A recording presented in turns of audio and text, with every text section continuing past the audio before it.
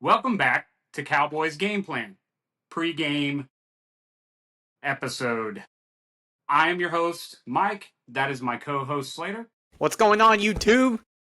Today we're going to break down the upcoming Week 3 battle in Chicago at Soldier Field on Sunday at 3:25 p.m. We're excited about this game. It's going to be a good one.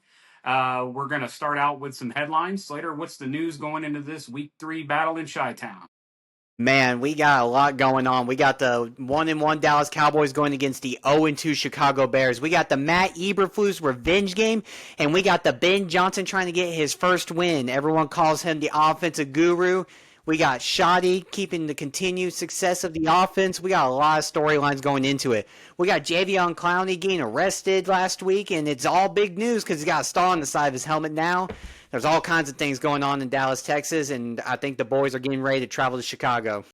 I love how they added that in right towards the end of the week. Oh yeah, he got arrested, and it's like just that kind of stuff they like to add in. We've also got a lot of beat up Chicago Bears.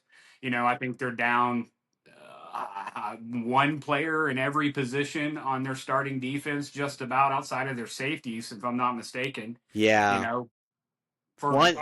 for us, Deron Bland's still out, and did we ever find out if Clowney is even going to be active this week? So it depends. Are you listening to Jerry Jones, the GM, making the shots, or are you listening to the coaching staff? Because Jerry Jones, the head coach, says yes, Javion Clowney will be playing, whether it's 1 or 2 snaps or a full amount. And then if you talk to the coaching staff, they just said we're still watching. So depends on who you trust more. For me, I'm probably more of a coaching staff kind of guy. So I think it's a game time decision is what they actually got ruled at. And speaking on injuries, the biggest one that I know of for sure for the Bears is Jalen Johnson because he played a little bit of week 1 and then they ruled him out for week 2 and they've officially ruled him out for the season, I almost think. Yeah, Yeah. yeah. I don't know what he did. I didn't see the play or what happened with his groin, but yeah, he was out week 1. He's out week 2, and it looks like he's going to be out for the rest of the season. And that's a major blow. You suffer those sometimes. But if you don't have anything else for headlines, we'll go ahead and move into our first segment tonight. And that segment we're going to call this enemy territory.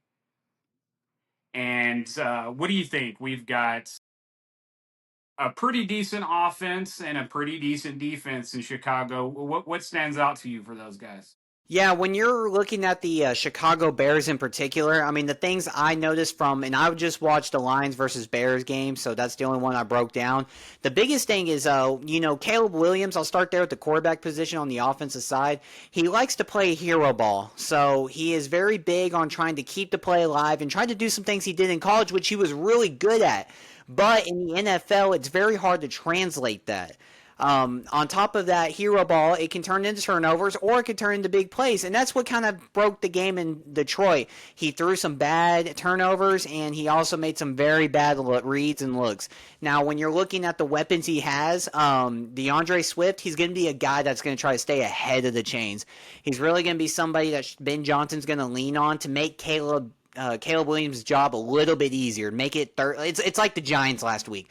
Short, third and short, second and short, so they can set up that play action for who I think is the biggest threat, even though it's Rome Odunze. Everyone's Right. looking at DJ Moore in the slot, and he had a lot of success at Carolina doing it, but Rome Odunze is quick, fast, and he's a big receiver. He's somebody who can kind of sneak behind you a little bit like a Malik Neighbors. Maybe not on the Malik Neighbors level quite yet, but he's somebody that you need to really keep an eye out on, and you really don't want him just really one-on-one the whole time. He reminds me a lot of Jamison Williams on the other side of the ball for the Lions. He's just very quick, and he brings a lot to Caleb Williams that not only having DJ Moore but a second receiver for him. Now on the defensive side of the ball, like you said, there's a lot of injuries going around. This is going to be one of those weeks for the Bears where they're going to struggle. And I'm really hoping that Shoddy talking about, taking advantage of matchups and finding the scrub, I'm hoping he does take advantage of it, especially in that cornerback room. So that's kind of where I'm at with it. Obviously, in my opinion, if you were going to ask who you need to be more scared of, Offense or defense for Chicago? I'm going to say the offense because they have a lot more playmakers. Even though they're young, it can be very explosive. It can get very, very bad very quick for Dallas's defense if they don't keep them behind the chains. Detroit won their game because they kept putting them behind the chains based off pressures, which caused holdings and turnovers, and also off of their aggressive linebacker play, making sure the gaps are filled and making sure that DeAndre Swift stays inside. Don't let him get outside. That's really good. And some of the things that I noticed was, this offense, with Ben Johnson leading it, they do like to mix things up a little bit. We saw some variations of the Wildcat, direct snaps to running backs and wide receivers. I think their O line blocks pretty well versus, a rushing four. So you're definitely going to have to do a little bit more, and somebody's going to have a really good game to be effective enough to disrupt this offense. I think Caleb Williams tends to hold the ball either too long or get rid of it too early at times. But Mm-hmm. he is, like you said, he's very efficient at a scramble drill and making broken plays into something, especially with the tools and pieces that are around him. I think they're really efficient and effective in the flats and Mm. around the outside. They make something out of nothing on those plays a lot of the times. Defensively, man, from what I saw, they're really good at clogging up the middle. They control that space pretty well. I wouldn't say that their defensive line is going to provide them a ton of pressure, but they are effective at doing what they need to do on the line during passing plays. If you let your guard down, they can be effective. And they did occasionally throw some blitzes in there, from Dennis Allen, couple twists, couple linebacker blitzes, but that's individual stuff. We'll get into that in a minute. I think they're very disruptive though, and they tackle and rally to the ball very, very well. And, from what they showed that first half against Detroit, they were in that game pretty close. And like you said, they just kept getting pushed back. And eventually, when you're playing against that kind of resistance, you're eventually going to break. Yeah, let me ask you this because this is one thing I point out. And you're talking about the D line. One thing I did notice that really helped Chicago a lot was pulling guards and pulling Yeah. tackles and moving into receiver, of course, for the kickouts. It seemed Yeah. like that really hurt their defensive line and put them out of play and even forced the linebackers to be outside. So if you're trying to run inside with Javonte Williams, do you agree that maybe pulling the guards and tackles and moving motion in the receiver to kick out is going to be huge to kind of clear the hole? I feel like Detroit was very effective at getting the linebackers and the defensive line out of the way because they play very heavy on that front line. Yeah. I noticed like 5 or 6 guys on the line with a single backer a lot. And so I think if you're able to find a way to do a lot of good pulling with the guards, you may find really good success up the middle.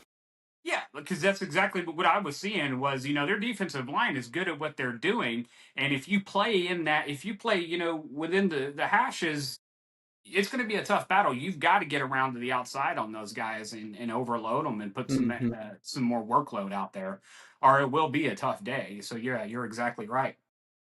Anything else you wanted to cover on the offense and defense before we move on? No, I think I'm good. Let's do it.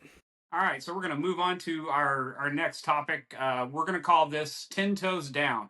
So what we're going to look at here is what things can Dallas do to make sure that we win this game tactically, individually, as far as production or anything like that. Yeah, I'll kind of speak on what Shai talked about earlier this week in the press conference. What seemed to be the biggest thing for the Giants game, Mm-hmm. communication on the defensive side of the ball. Necessarily, I don't know the communication on the field. Like I'm just a fan, right? And I'm just observing what I see on the all 22s and what I see on TV. But if communication is the issue, we need to find a way to fix it because that's going to be something going down the road that Matt Eberflus and his defense, they need to be in sync, especially if teams are going to start picking up on that and finding if they think emotion will throw us off or if running routes across each other are going to throw Donovan Wilson, Malik Hooker off each other on top of with our corners. So I definitely think that's something we can improve on. I'll pick something on the offensive side. I think it's time for maybe, some of the receivers behind CD and Pickens to step up. I know Tolbert had the big catch in the fourth quarter to kind of keep the drive alive for us in the game, But I'm Sure. really looking at guys like yeah, Turpin and even Sanders. And he's not really a receiver, but I really want the backups to step up this week. And Brock Hoffman is going to be the biggest guy to watch. BB's going to be out for 6 to 8 weeks. So what are you going to see out of him going forward? Right. I think we got to keep Caleb Williams uncomfortable.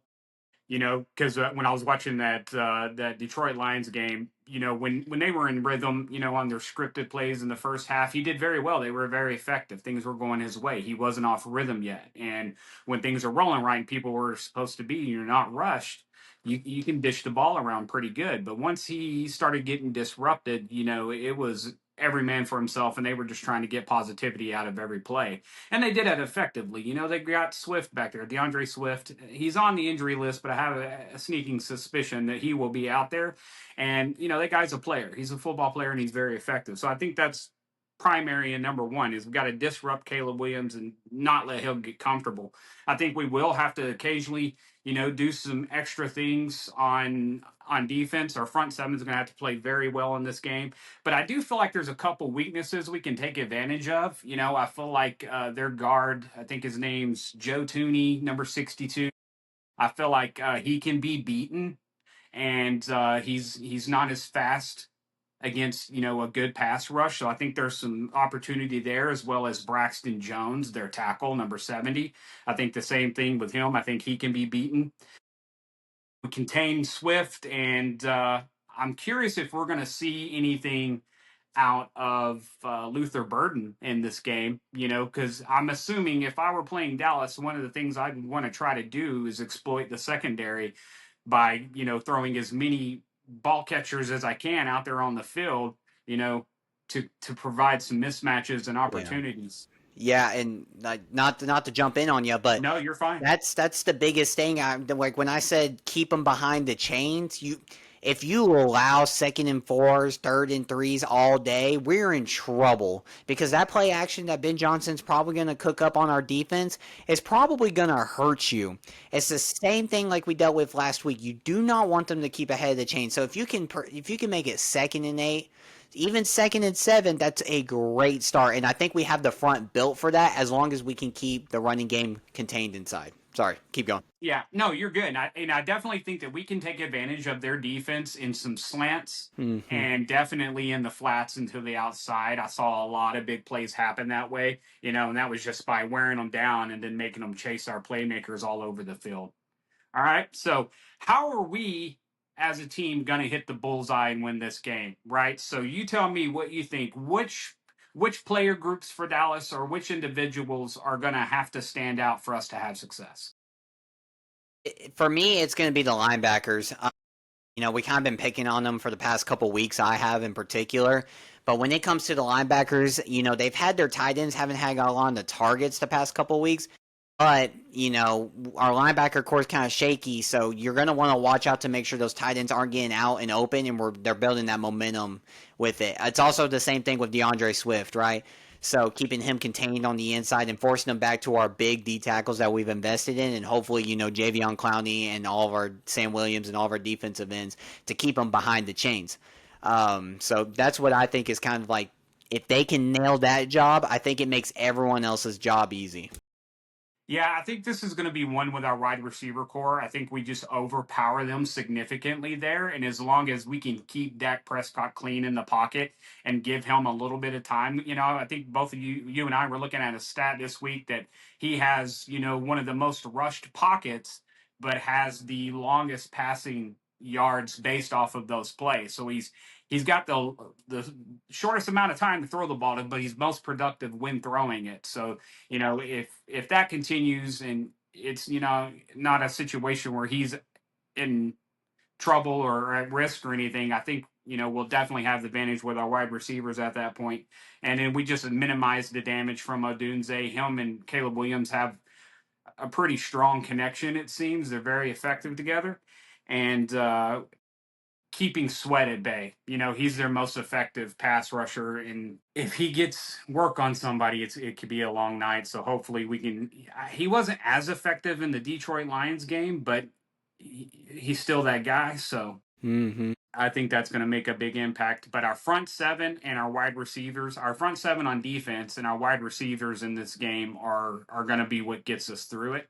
Yeah, I'll be curious, on that stat that you're talking about. If we can help Dak Prescott in the pocket, you're not playing like the strongest defensive line you've played. I want to say Philly is going to be better with or without Jalen Carter is still better than Chicago's, and New York is obviously on paper better than Chicago. So I'm hoping that even with Brock Hoffman kind of plugged in that center, that we can improve that time in the pocket for Dak Prescott to kind of build that relationship to get a ball, either a deeper ball to Pickens or, like you said, be able to build those plays a little bit more to make the bigger impact.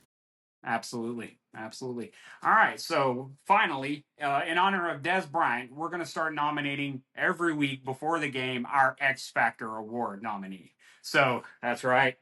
Who do you think is going to have an X Factor impact on this week 3 game in Chicago? And give me your thoughts on that. I think it's going to be Ezaraku. It's kind of an I love it. interesting. I think it's kind of an interesting pick here. I think he's gotten good pressures. He's definitely improving as a pass rusher. I think it's his time to kind of use that speed and kind of bring that the Parsons out of him a little bit more, where he's kind of getting under them and using his speed and his maybe under, not really his undersize, but he's not the biggest DN to get to Caleb Williams, because Caleb Williams likes to try to roll out. So if he tries to roll out to his side, use that speed and quickness to get to him. And I'm really looking to find that little bit improvement. He's improving each week. His stats are there. I think in this rookie class, if I'm not mistaken, he actually is second behind Abdul Carter for pressures. Yeah. So he's up there. He's a very good defensive end, and I'm looking forward to his continuation and success. I agree. I would like to see that as well. That was going to be my defensive pick for offense. I think because what I was seeing from the defensive line and how well they control the line of scrimmage with just 4 guys, um, I think this game is really going to hinge on Javonte Williams having a really strong day with the rest of the backfield. I think that when we need to keep time of possession and keep the offense of the Chicago Bears off of the field, we've got to make sure that we're effectively running the ball to do so. So that defensive line is tough. They clog up the middle really well. So we just need to make sure that Javonte Williams, with plays and designed runs, is having success. And as you mentioned earlier, pulling some guards and doing some stuff like that, because they have a couple of guys that are on the defense that are pretty talented, like I believe number 44, Sewell. Yeah. That's a football player. He's Even running around out there. Tremaine Edmonds, I think is his name, that Yeah, middle yeah, linebacker for them. He can absolutely. he can get around. I know he's from Buffalo and he came to Chicago, but he can get around. And I love Javonte Williams as your guy, because there's one aspect of the Dallas offense we haven't seen yet, and it's that time of possession offense. I'd be curious if Shoddy can actually develop a 8-minute drive and then we score. So it would be cool to see that. I love that pick. Yeah, yeah. So I think we're gonna have a good game, and I don't see any reason why we wouldn't win this. So what's your score prediction? Oh man, I've been off every week. I'm going to say 27-21 Dallas. All right, 27-21. I'm gonna go 31-24 down. I like it. I think that 21st point comes very late for Chicago. I think it's really going to be like 27-14, and then in garbage time they scored at 21. That's where I'm getting my 21 from for Chicago.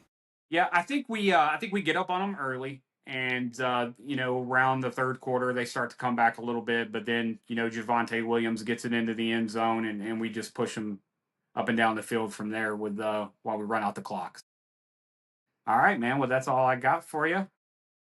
Awesome. Well, that's the Dallas Cowboys game plan. We built it. I hope y'all enjoy. If y'all want, leave a like, subscribe, comment below. We're here to connect with y'all. Till next time.